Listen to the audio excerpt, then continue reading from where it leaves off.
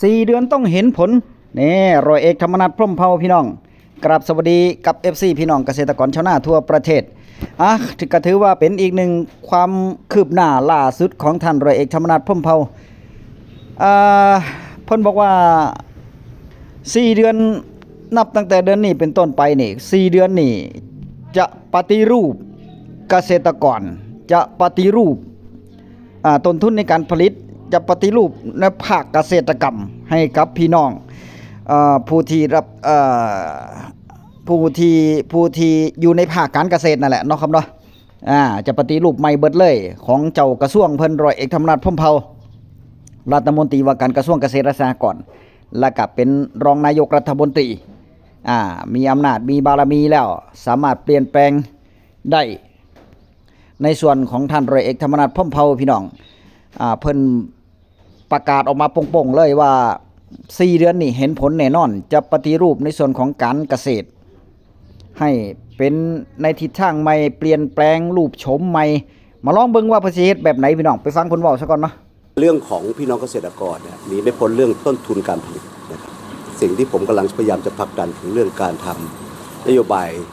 การทำอะไรก็ตามที่ปัจจัยการผลิตไม่ว่าจะปุ๋ยหรืออะไรก็ตามให้รัฐบาลเข้ามาลงทุนในเกษตรกรนะครับอันนี้ก็จะต้องทำเป็นรูปธรรมผมยกตัวอย่างโครงการปุ๋ยแห่งชาติที่ถือเป็นเรื่องสำคัญนะครับเราจำเป็นต้องทำถ้าไม่ทำอย่างนี้เนี่ยครับเกษตรกรก็อยู่อย่างนี้เป็นเรื่องของนวัตกรรมต่างๆต้องเข้ามาเสริมนะครับส่วนในเรื่องของราคาพืชผลทางการเกษตรก็เป็นถือว่าเป็นนโยบายเร่งด่วนที่ต้องทำนะครับเมื่อไหร่ครับปุ๋ยแห่งชาติผมยังจะต้องยืนยันหลักและการนโยบายเดิมผมคือตลาดต้องนำนวัตกรรมต้องมาเสริมเพื่อเพิ่มรายได้พี่น้องเกษตรกรนะครับดังนั้นนโยบายปุ๋ยเนี่ยเดี๋ยวผมเดินต่อนะครับเดี๋ยวผมจะมอบให้ท่านนเรศกำกับดูแลเรื่องนี้เร่งรัดนะครับโอเคนะครับอาทิตย์หน้าเนี่ยคุยกับพาณิชย์เป้าหมายก็คือเรื่องของราคาและลดต้นทุนตลาดเรื่องสำคัญเป็นเรื่องของตลาดเพื่อผลักดันราคาส่วนการลดต้นทุนเป็นหน้าที่ของกระทรวงเกษตรท่านอยากต้นน้ำเป็นหน้าที่ของกระทรวงเกษตรปลายน้ำเป็นหน้าที่ของกระทรวงพาณิชย์ที่เราต้องคุยกันเราจะต้องประสานงานกันเราคุยกันชัดเจนเพราะที่ผ่านมาเห็นประสานงานตลอดใช่อันนี้นี่โรงงานปุ๋ยแห่งชาตินี่พ่อใหญ่การสนับสนุนเต็มทีเด้พ่อใหญ่การเห็นนำเลยพี่น้อง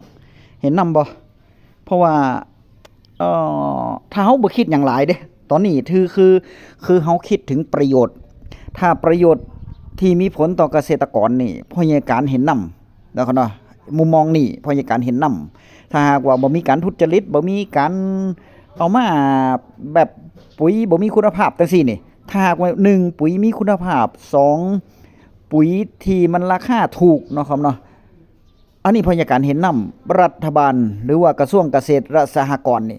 สมควรที่จะมีโรงงานปุ๋ยของเจ้าของรัฐบาลพี่น้องเพราะว่าปุ๋ยนี่เป็นปัจจัยสำคัญที่สุดล่ะพ่อใหญ่การว่าในการเฮ็ดภาคในการเฮ็ดภาคการเกษตรนี่มีส่วนเข้ามาหลายเนาะครับเนาะเพราะว่าจะเฮ็ดหน้าใส่ปุ๋ย2รอบอย่างน้อยใส่ปุ๋ย2รอบจะเฮ็ดการเกษตรเฮ็ดอย่างอื่นเฮ็ดสวนผลไม้หลากไม้เฮ็ดอย่างอื่นข้าวโพดเลี้ยงสัตว์ปาล์มยางพาราโอ้ยมันต้องพึ่งพาปุ๋ยเบิดถ้าว่าปุ๋ยถูกยาดีเนาะครับเนาะปุ๋ยถูกมีคุณภาพเพราะอย่างการสนับสนุนเต็มร้อยเลยเพราะอย่างมันน่าจะมีแต่โดนแล้วในส่วนของรัฐบาลภาคเกษตรเนี่ยกระทรวงเกษตรและสหกรณ์น่าจะมีแต่โดนแล้วแต่ว่าบ่มีไผคิดได้เพราะอย่างการชื่นชมในส่วนของท่านร้อยเอกธรรมนัสพรหมเผ่าก็ถือว่าเป็นไอเดียนี่ถือว่าสุดยอดเลยเพราะอย่างการสนับสนุนเต็มที่แหละถ้าหากว่าแต่ว่าต้องบ่มีการทุจริตได้พี่น้องบ่มีการปลอมแปลงปุ๋ยออกมาสวมสิทธิ์ออกมาจังซี่หรือว่าบ่ต้องมีแบบมาขายกินเปอร์เซ็นต์แบบปุ๋ยแพงจังซี่นั่นนะว่ายังไงซะเนาะครับเนาะให้มันเป็นปุ๋ยราคาถูกจากกระทรวงเกษตรมาเลยมันบ่สูตรไหนสูตรนั่นไปเลยสูตรไหนก็สูตรแต่ละสูตรไปเลยนั่นนะตรงความต้องการของพี่น้องเกษตรกรของคนไทยทั่วประเทศทุกภาคส่วนอันนี้พยาการเห็นนำเต็มร้อยเลยเพราะว่าปุ๋ยนี่กระสอบมันตอนปัจจุบันนี่กระสอบ15กระสอบปุ๋ยสูตรเสมอนี่กับ1,000ไปบัดเด้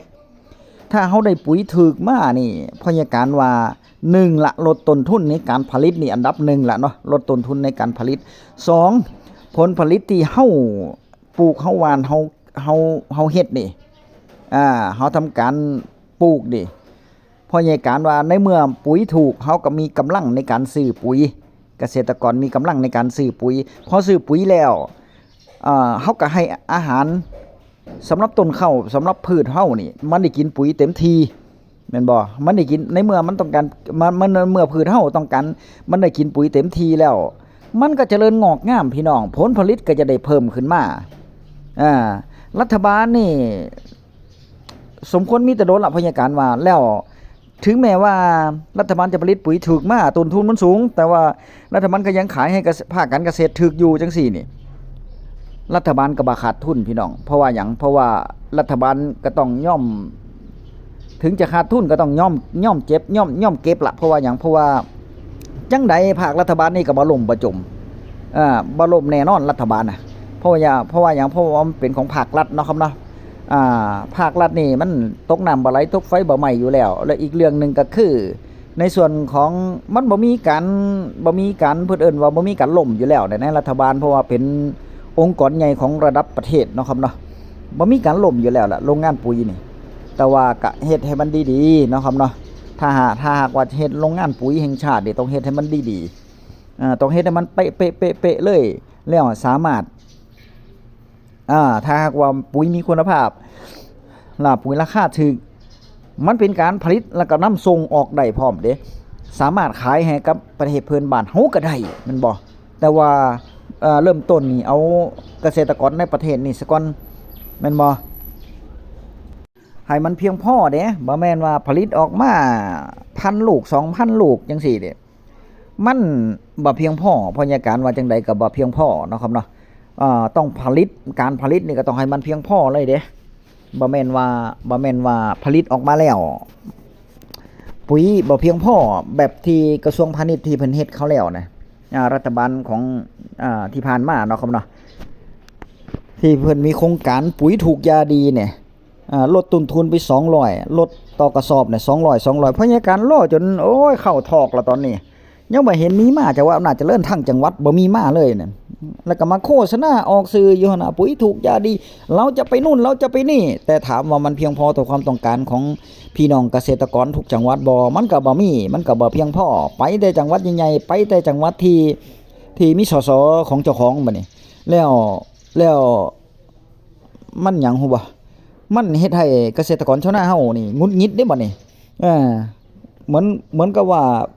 เท่ากับว่าไปตัวเกษตรกรคือกันนะเพราะว่าเกษตรกรก็รอแม่นบ่แต่ว่าบ่มาจักเที่ยนี่เพราะการก็รอเด้แต่ว่าเบิ่งโปรแกรมเบิ่งตารางเพิ่นแล้วก็บ่มีออกมาก็บ่มีว่าจะมาแถวชุมชนเฮาเนาะเนี่ยมันเป็นจังซี่ถ้าเฮ็ดปุ๋ยโรงงานแห่งชาติเนี่ยถ้ากระทรวงเกษตรและสหกรณ์เฮ็ดเป็นโรงงานปุ๋ยแห่งชาติแล้วของกระทรวงเกษตรและสหกรณ์นี่ต้องเฮ็ดผลิตปุ๋ยให้มันเพียงพอเด้อผลิตปุ๋ยให้มันเพียงพอต่อความต้องการของพี่น้องเกษตรกรทั่วประเทศแล้วการจำหน่ายการขายให้สหกรณ์เป็นผู้ขายบ่หรือว่าจังไดนะครับเห็นบอกว่าที่คร่าวๆมากก็คือให้สหกรณ์เป็นผู้ขายจำหน่ายขายปุ๋ยก็เพราะฉะนั้นแล้วก็ถ้าขายก็อย่าเอามากินต่ออย่าเอามาจิกหัวคิ้วกินส่วนมากมันเป็นจังซั่นเนาะครับเนาะมีงบมามีปุ๋ยมา100ซอบนี่ก็ซอบละเท่าไหร่มาซอบละ500กลายเป็น600กลายเป็น700มันเพิ่มเข้ามาไปมาราคาก็บ่แตกต่างกันเท่าใดบัดนี้กับปุ๋ยท้องตลาดทั่วไปนี่คนก็จะเซาซื้อโรงงานปุ๋ยเจ๊งเด้อมื้อนี้เกษตรกรบ่ตอบรับละเจ๊งเลยพี่น้องแม่นบ่ถือก็ให้มันถือบ่แม่นว่าครึ่งต่อครึ่งแต่ว่าท่านร้อยเอกธรรมนัสบอกว่าครึ่งต่อครึ่งเลยเด้เนี่ยจากกระสอบละ1,000เฮาซื้อปุ๋ยเหลือกระสอบละ400 500นึงเด้ปุ๋ยที่จะมานี่ภาวนาให้เพิ่นเฮ็ดให้ได้แล้วก็ภาวนาให้เป็นข่าวดีของเกษตรกรทั่วประเทศเนาะครับเนาะที่จะได้ใส่ปุ๋ยถูกแล้วระยะเวลา4เดือนนี่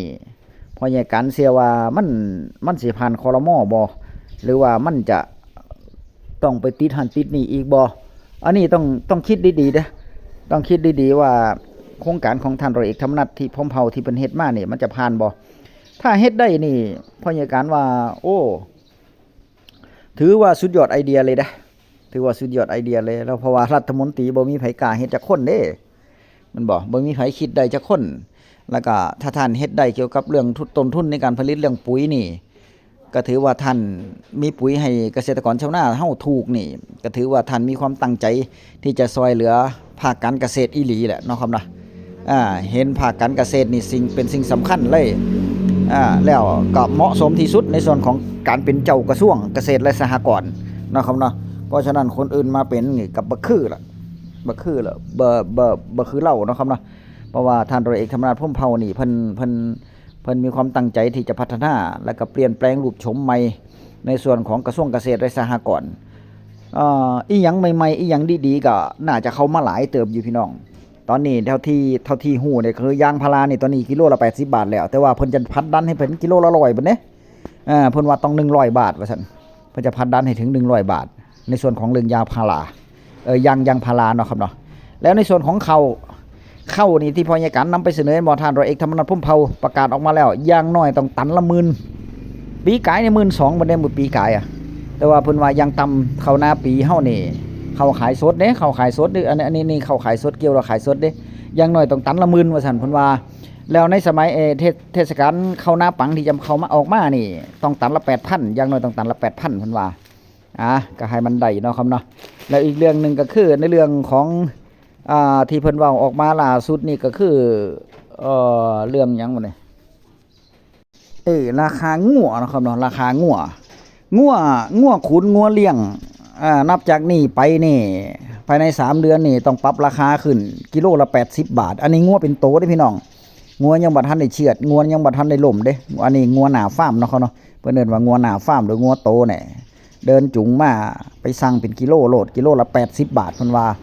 อันนี้งัวขุนเนาะครับเนาะราคางัวต้องขยับขึ้นถ้าหากว่ากิโลละ80 บาทแล้วเนื้อสุ่มงัวที่เฮาเลี้ยงนี่ก็น่าจะราคากระตุ้นขึ้นมาอยู่น่าจะราคาพุ่งขึ้นมาอยู่อันนี้ก็มารอลุ้นรอเบิ่งเนาะครับเนาะเอาติดตามกระทรวงเกษตรและสหกรณ์โดยท่านร้อยเอกธรรมนัสพรหมเผ่าเปลี่ยนแปลงรูปโฉมใหม่ในส่วนของกระทรวงเกษตรและสหกรณ์มาเบิ่งหลักการในเรื่องของสิ่งที่สำคัญมากที่สุดก็คือน่าติดตามก็คือโรงงานปุ๋ยแห่งชาติของท่านร้อยเอกธรรมนัสพรหมเผ่าว่าจะมีทิศทางเป็นไปจังไดเนาะครับเนาะจะได้ช่วยเหลือพี่น้องเกษตรกรชาวนาเฮาอีหลีบ่คลิปหน้าพบกันใหม่พี่น้องคลิปนี้สวัสดีครับ